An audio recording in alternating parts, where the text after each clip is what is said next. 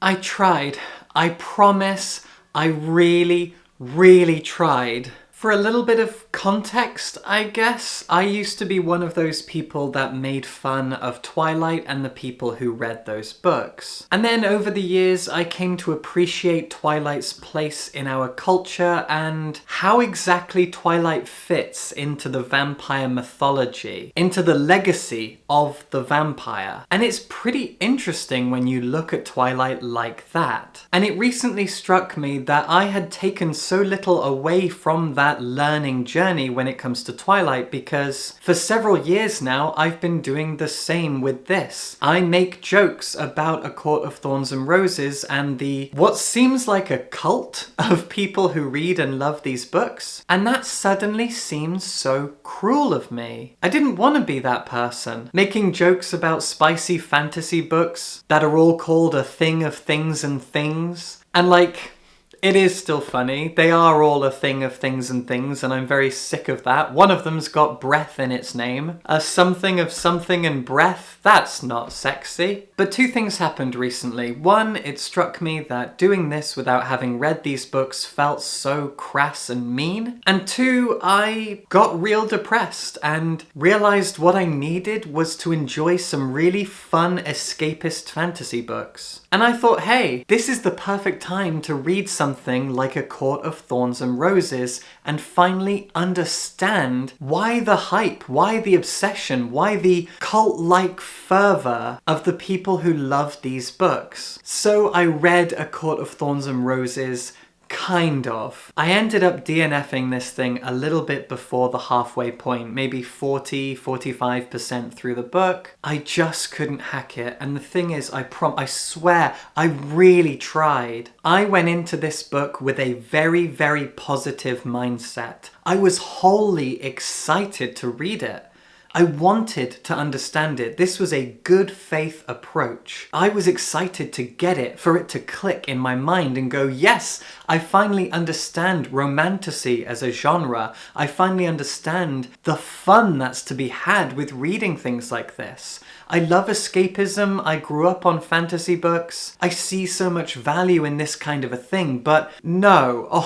Ultimately, no, I couldn't do it. So let's talk about why. First off, for anyone who doesn't even know what the hell I'm talking about right now, A Court of Thorns and Roses is the first book in a 5-book romantasy series by author Sarah J. Maas. And I also think I need to throw out a very quick caveat here. There is a lot of speculation online about whether or not Sarah J. Maas is a Zionist with anti-Palestinian sentiments. I did a bunch of digging and that is all I found, speculation. Some of the speculation seem to be based on the fact that she's Jewish, and that is just anti-Semitism, and I won't stand for that. However, just in case she is a Zionist with anti-Palestinian sentiments, I bought the book secondhand. I found a gorgeous and very clearly unread copy in a local charity shop. Someone definitely got it as a present and immediately went, no, thank you. Anyway, A Court of Thorns and Roses kind of kicked off this increasingly popular genre of books called romantasy. Usually very spicy romance books set in fantasy worlds. As far as I can tell, a lot of romantasy is pretty straight. Many of them are written by cishet women for cishet women. And that ain't me. So it's been a difficult genre for me to try and find a way into. Although I did recently learn about a romantasy book that I'm very interested in. It's sapphic, it's historical, but also fantastical. I'm gonna check that out soon. If I were to sum up A Court of Thorns and Roses based on its first quarter, I'd probably call it fantasy Schitt's Creek turned escapist power fantasy. A Court of Thorns and Roses is set in a world where there are humans, and there are fairies. The fairies live in a realm of their own, on the other side of a wall that separates them and the humans. It immediately reminded me of the big ice wall from Game of Thrones, which itself was inspired by Hadrian's Wall, which divides England and Scotland. And the reason this wall exists to separate the humans and the fairies is because the fairies, once upon a time and for thousands of years, controlled the entire land, and humans were their slaves. There was some kind of a rebellion, and a treaty was signed, and this invisible wall was created that separates the two groups. And our protagonist is a young woman in her late teens who is the youngest daughter of a family who used to be really, really rich. Now they live in a cabin at the edge of the forest in which sits that dividing wall. And when the novel begins, she's in that forest hunting deer and rabbits, etc. Her mother died a few years ago. Her father somehow lost all their money. I can't even remember how now. And her name is Feyre. So you've got the fairies, whose upper class are called the High Fae, and she's called Feyre. The word Fae comes up a lot in this book. And like I said, I DNF'd it just before the halfway point. So I don't know if there's a twist about this or not, but her name almost awkwardly has the word Fae in it. We don't know who her mother was, and I kept wondering if her mother might have been a fairy and she's half fairy. If that is the twist, called it? I don't know, I don't really care.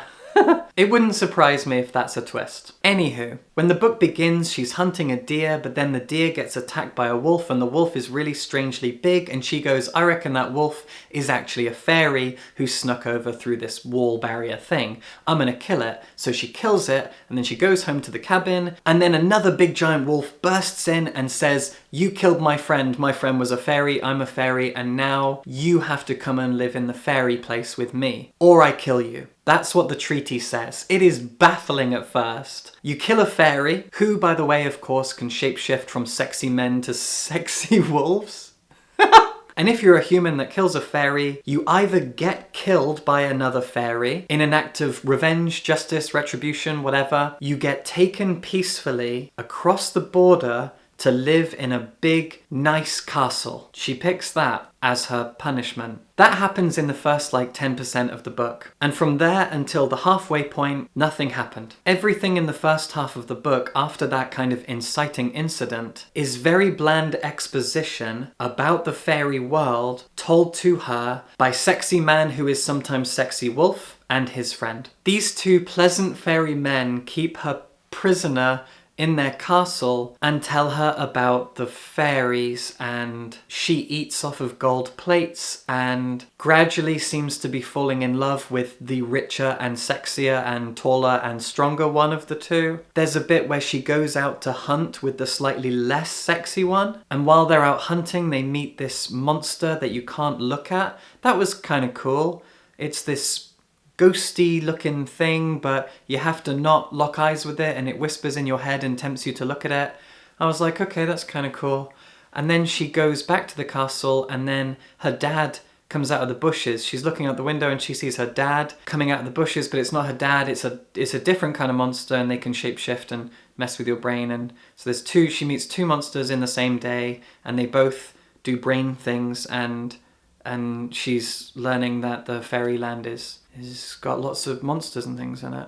Kind of the big threatening thing is that there's some sort of a plague going around in the fairyland, but the plague only affects magic, it makes magic act funny or disappear, and then she's worried that the plague is going to get past the wall into the human land where there is no magic, and she doesn't know what the plague will do, but maybe it'll do something and that'll be bad for her family. She's also worried that her family are going to starve because she's the only one who can hunt. And I'm like, well, maybe they'll just learn, like you learned how to shoot arrows good.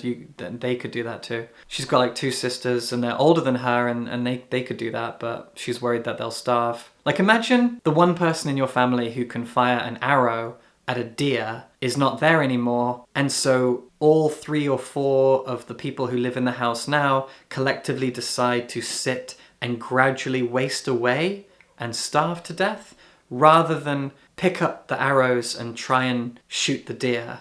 That's what she's worried is going to happen. She genuinely thinks, oh, my family are just going to starve now because I can't shoot the deer, because they don't shoot the deer as good as I shoot the deer. And the big thing about this book is that it's supposed to be sexy. Now, my partner's brother's girlfriend read some of these books and said that they do get sexy, that there are scenes of sex in these books. I didn't get that far, I couldn't get that far, and I don't feel like I was missing out. The reason I say that is because the book is really badly written, and I've read a lot of good sex and a lot of bad sex in lots and lots of novels, and I'm not sure I could stomach sex written with the skill with which the rest of the book has been written so far. Based on how she writes very boring, very lackluster, cringe and slow dialogue that is mostly expository between very bland characters, I can't imagine she would write sexy language particularly well. And the way that she describes so many scenes with way too many adjectives makes me cringe at the idea of how she would use those skills when describing a sex scene. I don't want that in my life. I want good sex, and I particularly want queer sex in my fiction. That's just who I am. And it's weird to think that these books get so much attention for having sex in them, because that screams prudishness to me. The kinds of people who must love these books are the kinds of people who think sex is so naughty. It's so taboo to have intercourse, to enjoy sex with other humans. Oh my goodness, oh my. Sex in fiction? What would Jesus say? People call these spicy books, but f***ing is just a thing that happens. Like, people are putting way too much focus on the fact that these books are sexy, because sexiness isn't unusual, sex isn't unusual, and we see these things in fiction a lot. It just screams prudishness to me. That's all I can think is, these are books for good Christian girls to read with a flashlight under their sheets at night. That's all I can... People make such a big deal out of there being sex in these books. But it's not like that can save them from being so uninteresting. I took a photo of page something very early in the book, and just listen to this. The fairy meandered on ahead, leaping nimbly up the grand marble staircase that led to the giant oak doors in one mighty fluid movement. Like, that's a lot of adjectives. That is so much. Doesn't it scream someone who is really trying to hit the word count? Not every noun needs an adjective, not every verb needs an adverb. You can calm down just a little bit. And the idea of reading a sex scene that's written like that? No, I cannot. I will not entertain the idea. Now, suddenly, I don't feel bad about DNFing it. I actually feel like I was saving myself from something I could not handle. I have made fun of these books without having read them for so many years. Now, at least, I can make fun of them with a clean conscience.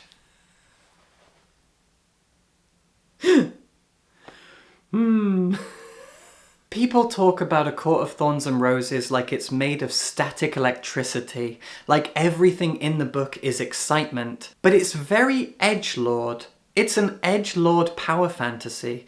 The way that she writes these male characters is very, very cringe, and I can't think of another word to use to describe these men apart from edgelord. They're unlikable, and I love unlikable protagonists, but they're not unlikable with a purpose. They're unlikable in a very edgelord kind of a way. And I don't want to sound like I used to sound when I described Twilight, where it's very unhealthy to fantasize over broken and toxic men being broken and toxic, because it is fantasy, and we can do whatever we like with that. Kink is healthy, fantasy is healthy. It's fun to imagine these kinds of things. But these men are so flat and wooden that I can't even entertain the fantasy and the fun of that fantasy. It's all so cringe. And because so much of the writing is painful and lackluster, or at the very best serviceable, the excitement isn't carried through with the writing. It is ultimately pointless and cannot move the reader in any decent, fun, exciting way. What did I say in my review? It's a cardboard world populated with stiff, uninteresting characters who speak like actors who've forgotten their lines. I don't get it. There's better fantasy out there, there's better romance out there, there are better written books out there. I guess these books would work really well if you're a naive, prudish, young Christian girl who likes the idea of getting into fantasy and likes the idea of learning what sex is. Is that it? That's it. Subscribe for books.